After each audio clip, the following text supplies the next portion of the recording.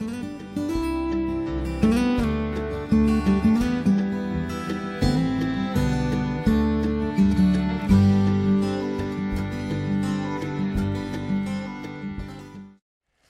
hello everyone and welcome to another episode here on the MIgardener channel. I know you're gonna love this episode because it's on our fruit trees. We're gonna be pruning our fruit trees today, and I just wanna bring you all along for it, show you the proper way to do it, because I see a lot of times people wanting to do it and they have good intentions, but they make a lot of mistakes in the process. They can stress the tree out, and you sometimes don't sometimes prune enough even, and then that can stress the tree out. It's ideal to prune about 1/3 of the tree, believe it or not. Oftentimes people think that it's going to kill the tree. You're not going to kill the tree. In fact, it's the opposite, because of the fact that fruit trees need to be pruned short to focus their energy on fruiting and setting down roots. Because one of the two reasons why you're going to be pruning is to focus energy into fruiting, or right after transplanting, which is the case in this tree. We just transplanted this tree about a week ago. We did not have time to prune it. Ideally, we should have pruned it as soon as we transplanted it, but we're doing it as soon as we can, which is the next best option. So we're just doing it to save the tree from transplant shock, because it cannot support all of this foliage going through the transplant that it just went through. Now, next year, we're going to be pruning for fruit yield. So basically rule of thumb is you want to be pruning no matter what. So what we want to do is we want to follow, there's 3 Ds to pruning. There's dead, dying, and there's dead, dying, and diseased. So you want to look for those, because those are going to be the first things that need to go. All right, so as you can see here, we have some dead, and that's one of the 3 Ds.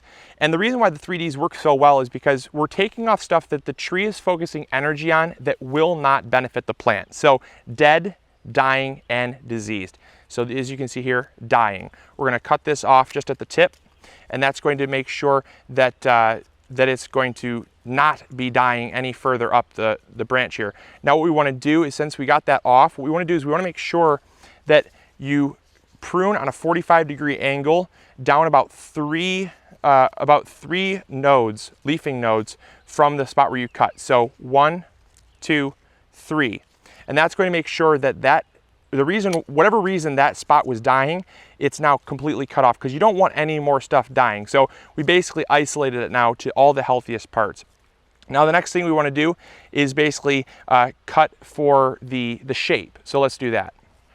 All right, so now that we've taken care of the 3 Ds, we want to take care of the CAC rule. And what that is clustering, crossing, and acute. And that stands for acute branches. So basically what we want to do is we want to take all the clustering branches out, all of the acute branches out, because branches at sharp angles are weak points in the tree and they won't bear a lot of fruit, and if they do bear fruit, they're going to snap. So you don't want any acute angles, and also you don't want any crossing, because that's going to limit airflow, and it really it basically leads to more disease, and it just does not lead to a very healthy plant. So we want to take out the crossing, acute, and clustered branches. So up here, typically trees do this. They will cluster up at the very top. That's not good, because it limits the airflow up here. So we're going to take out, at the very top, we're going to take out the clusters. The clusters basically won't do anything for you.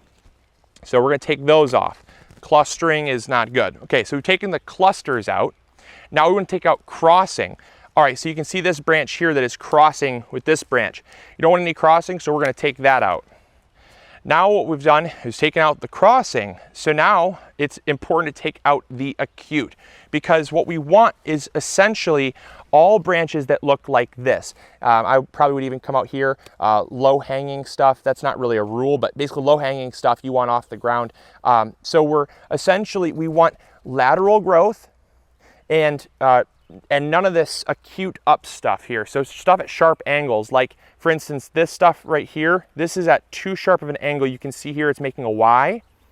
You want to take that out, because that's going to snap if it gets lots of fruit. And what we're doing is we're essentially making what's called the goblet. The goblet is the shape that will host the most amount of fruit on your tree. So then you just come in here. This is okay. I probably would leave this.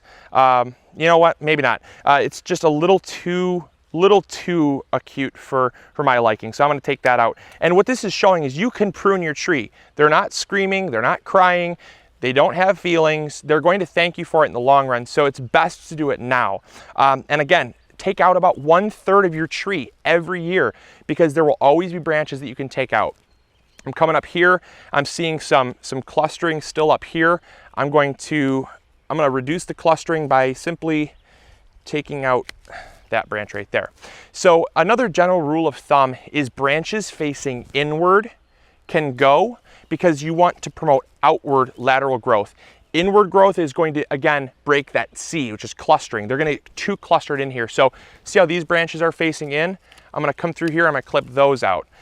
Here, again, these ones are going to face in. Even these tiny little ones, even though they're tiny, they're going to turn into branches eventually. So what we're just going to do is we're going to come through here and clip out some of these ones, because we're just going to continue to, again, promote that outward growth. Here's another one. So it's something that takes a little bit of time, but it will be worth it in the long run, I promise. Again, you want to make sure that the pruning shears you're using are very sharp and sanitized before every time. You want to rub them down with a little bit of isopropyl alcohol, so you're not transmitting diseases between trees. So since this is the only tree we're doing, I would, if I was pruning some more, I would rub it down with some isopropyl alcohol, but we're good for now because the job's done. So there you go. It's really that easy as long as you remember those rules. So remember the 3 Ds and the CAC rule, and you're gonna be fine. And so hopefully you all enjoyed, hopefully you learned something new. I would suggest getting out and pruning your trees now before they get fully growing, because then that can also kind of stress the tree out if it's midsummer. It's best to do it in kind of early to mid-spring and the fall. But that's about it. Hopefully you all enjoyed, hopefully you learned something new, and hopefully you all are growing big or going home. This is Luke from the MIgardener channel. I'll catch you later. See ya. Bye.